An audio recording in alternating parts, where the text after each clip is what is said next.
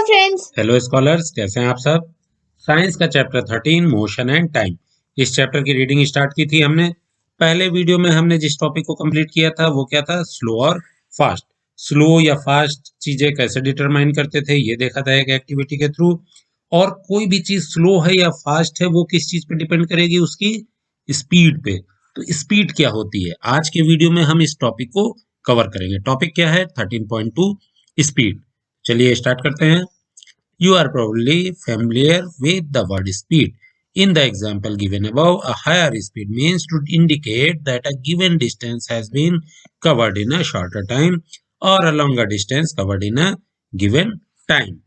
आप जो है स्पीड वर्ड से तो बहुत ही ज्यादा फैमिलियर होंगे, आपने सुना भी होगा और दिन में कई बार उसको यूज भी करते होंगे कहीं ना कहीं। तो स्पीड है क्या, अगर हम देखें कि कोई एक लॉन्ग डिस्टेंस है और उसको हम किस टाइम में कवर कर रहे हैं, that is called speed.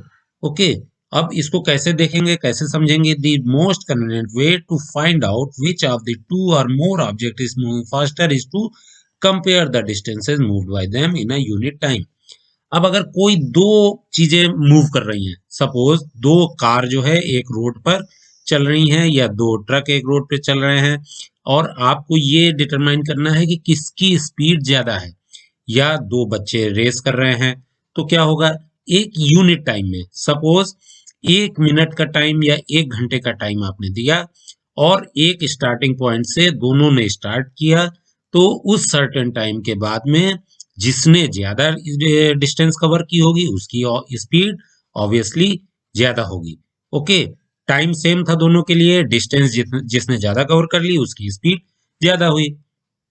Thus, if we know the distance covered by two buses in 1 hour, we can tell which one is faster. अब इसी तरीके से अगर दो बस कोई चल रही हैं और 1 घंटे में उनकी स्पीड देखनी हो कि किसकी स्पीड ज्यादा थी, तो क्या होगा, जिस भी बस ने ज्यादा डिस्टेंस कवर कर ली उसकी स्पीड ज्यादा थी।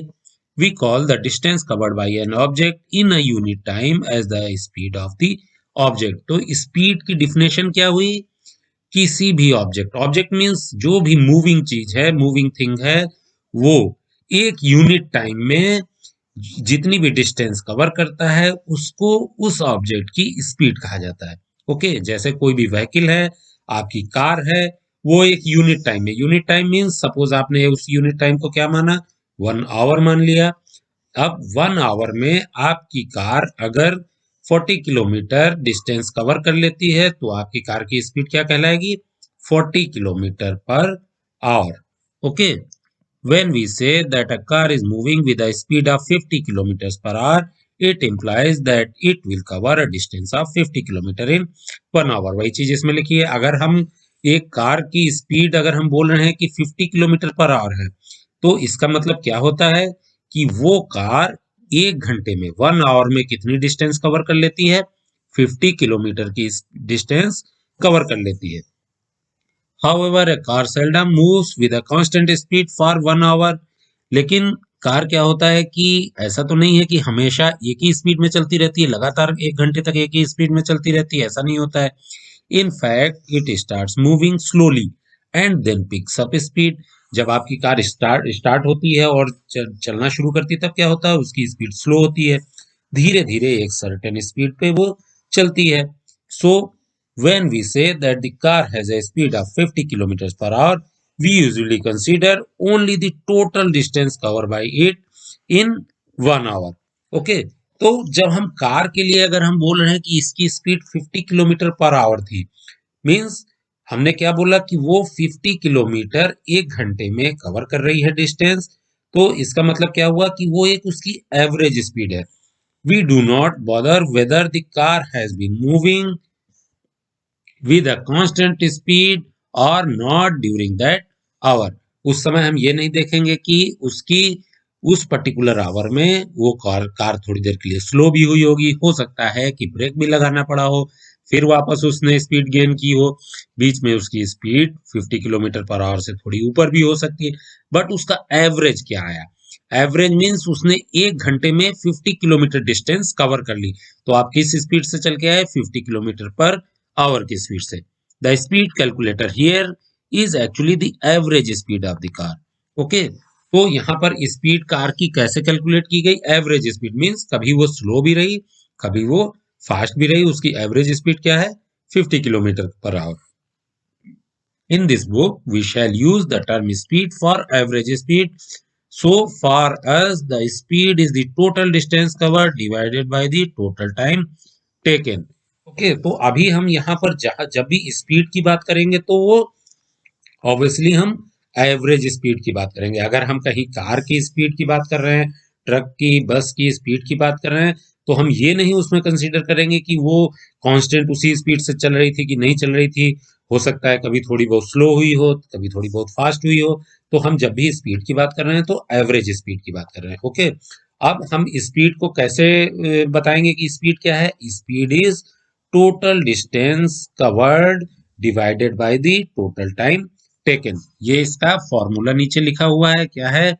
Speed equals to total distance covered divided by total time taken.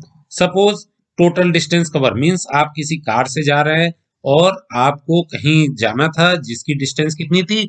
400 kilometre distance थी। ओके, और आपको वहां जाने में टोटल कितना? 8 आवर्स लग गया। ओके, तो अब हम स्पीड कैसे निकालेंगे? स्पीड हम निकालेंगे टोटल डिस्टेंस जो आपने कवर की वो क्या है? 400। टोटल टाइम कितना लिया? 8 आवर्स। तो आपकी स्पीड कितनी आ गई? 50 किलोमीटर पर आवर की। ओके, तो आपकी एवरेज स्पीड कार की क्या रही जब आप कहीं ट्रेवल कर रहे थे? 50 किलोमीटर पर आवर। ओके, इसके बाद देखिए यहाँ नीचे ब्लू बॉक्स में भी कुछ है। In everyday life, we seldom find objects moving with a constant speed over long distances or for long duration of time. If the speed of an object moving along a straight line keeps changing, its motion is said to be non-uniform. हम daily life में बहुत सारी चीजें देखते हैं move होती हुई, और क्या देखते हैं कि कई चीजें एक कांस्टेंट स्पीड से भी चलती हैं, और कई चीजें क्या होती हैं कि वो इनकी स्पीड घटती बढ़ती रहती है, कभी कम होती है, कभी ज्यादा होती है। तो जब कभी भी किसी ऑब्जेक्ट की स्पीड किसी भी स्ट्रेट लाइन में चेंज होती रहती है, ओके, मींस वो कांस्टेंट स्पीड पे नहीं चल रहा, कभी स्पीड कम हो रही है, कभी स्पीड ज्यादा हो रही है, तो ऐसे मोशन को हम क्या बोलते हैं? That is called non uniform motion. Okay, तो नॉन यूनिफॉर्म मीन्स वो यूनिफॉर्म नहीं है, एक स्पीड पे नहीं चल रहा है। और on the other hand, a object moving along a straight line with a constant speed is said to be an uniform motion. इसके अलग अगर कोई ऑब्जेक्ट ऐसा है जो कि एक स्ट्रेट लाइन पे एक कांस्टेंट स्पीड में चल रहा है, उसकी स्पीड ना तो घट रही है ना बढ़ रही है, तो उसको हम क्या बोलेंगे? That is called uniform motion. तो नॉन यूनिफॉर्म मोशन और यूनिफॉर्म मोशन में आपको फर्क पता चल गया। नॉन यूनिफॉर्म में स्पीड चेंज होती रहती है और यूनिफॉर्म में कांस्टेंट स्पीड रहती है।